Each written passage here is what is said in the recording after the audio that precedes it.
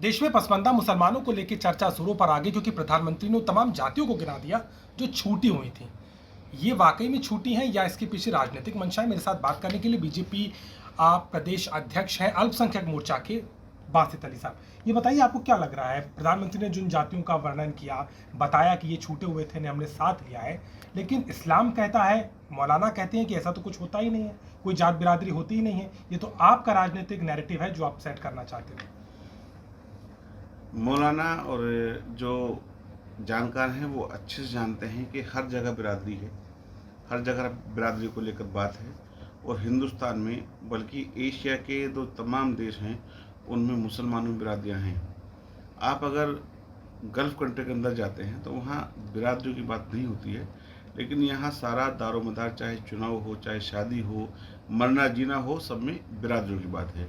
अगर हम पश्चिम उत्तर प्रदेश में जाते हैं तो गुर्जर मुस्लिम राजपूत हैं, गुर्जर राजपूत हैं, त्यागी हैं। इसी तरह से तमाम बिरादरियाँ वहाँ पे हैं, मंसूरी हैं, पठान भी हैं, तुर्क हैं, मुग़ल हैं, तमाम ऐसी बिरादरियाँ हैं, अंसारी हैं। तो अगर बिरादरियाँ नहीं होती तो ये सब बिरादरियों के नाम पर वोट थोड़ा ना पड़ता। आज तमाम चीज़ों को लेकर के बिरादरियों के नाम पर ही राजनीति हो रही है।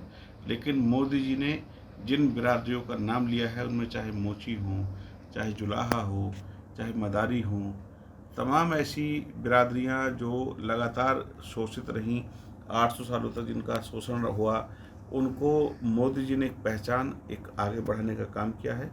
और लगातार मुसलमानों में एक भ्रम और बना हुआ था कि जो ओबीसी का सर्टिफिकेट जिन लोगों को मिलता है, ऐसी आबादी, ऐसी जो 85% है, वो अपने आप को पसमानदा मान करके चल रहे थे।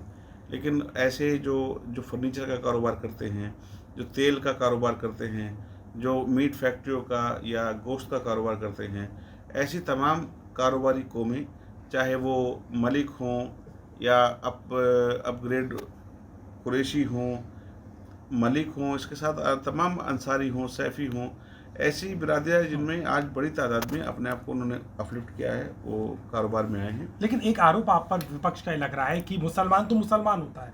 आपने अपने चुनावी फायदे के लिए उन्हें बांट दिया, वो लाइन खींच दी और बता दिया कि ये हमारा वोट बैंक होगा, ये हमारा टारगेट होगा।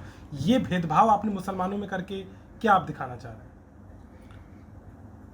भेदभाव हम नहीं कर रहे हैं।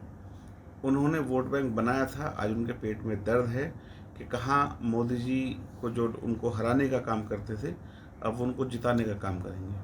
आज मुसलमानों के तमाम, चाहे वो कोई भी बिरादरी हो, कोई जाति हो, ऐसा कोई वर्ग नहीं बचा है जहाँ बड़ी तादाद में मुसलमानों का वोट भारतीय जनता पार्टी को ना मिल रहा हो। सब मोदी जी की तारीफ़ करते हैं, मोदी जी के साथ चलना चाहते हैं। और बड़ी तादाद में जो 4.5 करोड़ लाभार्थी उत्तर प्रदेश के अंदर हैं, उनमें सभी धर्मों के, सभी वर्गों के और सभी जातियों के लोग हैं। और मुसलमानों में 4.5 करोड़ लाभार्थी होने का मतलब है कि इस बार बड़ी तादाद मुसलमानों की भाजपा को वोट करेगी। क्या आपको लगता है कि जैसे आपने पिछड़ों को साधा था बीजेपी ने, आप दलितों को लेकर के कई तरीके से साधा गया, यही कारण है कि आपने मुसलमानों में भी पिछड़ा मुसलमान साधा है? क्योंकि आपको लगता है कि 24 में उस रास्ते जाने के लिए पश्चिमी उत्तर प्रदेश के उन इलाकों से यही मुसलमान आपके प्रत्याशी को भी ले जाएगा? देखिए, मुसलमान अब कहता है कि न दूरी है न खाई है, मोदी हमारा भाई है। और मोदी जी ने के ऊपर जो विश्वास मुसलमानों का बढ़ा है, वो निश्चित रूप से 2024 के चुनाव में वोट में बदलेगा। और भाजपा की कोई ऐसी नीति नहीं है, कोई ऐसी योजना नहीं है भाजपा की सरकारों की जिसमें मुसलमान को ना रखा गया हो या मुसलमानों को छोड़ दिया गया हो। लगातार मुसलमानों को आबादी से ज़्यादा हिस्सेदारी देने का काम भाजपा की सरकारें कर रही हैं। अगर मैं आवास की बात करूं तो आवास में 35% की हिस्सेदारी मुसलमानों की है, जबकि 19% की आबादी है। इसी तरह से किसान सम्मान निधि है, उज्ज्वला योजना है, शौचालय है और तमाम स्कीम्स हैं, उनके अंदर 30% से 25% के आसपास की हिस्सेदारी मुसलमानों की है। तो अगर हम वोट बैंक की नीयत से राजनीति करते या वोट बैंक की नीयत से योजना को देते तो मुसलमानों ने अब तक बहुत कम वोट भाजपा ये को। भागीदारी आगे भी दिखेगी, लोकसभा चुनाव में भी, निकाय चुनाव में तो आपने दिए थे टिकट, आगे भी भागीदारी दिखेगी और अब एक नया तबका आपके साथ जुड़ गया है? देखिए, मोदी जी जब सबका साथ सबका विकास की बात करते हैं तो सबको विश्वास में लेकर सबके प्रयास से इस बार जब 2024 का चुनाव होगा तो चीज़ें आपको बदली हुई दिखाई देंगी और मुसलमान भाजपा के साथ दिखाई देगा। जो सपा, बसपा, कांग्रेस मुसलमानों को लटका कर, भटका कर, बहका कर और दंगे करा कर और मुद्दों से हटा करके राजनीति करते थे।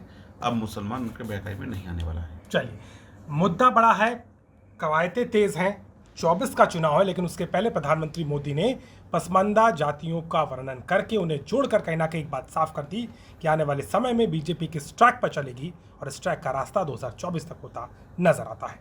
लखनऊ से अभिषेक मिश्रा, आज तक।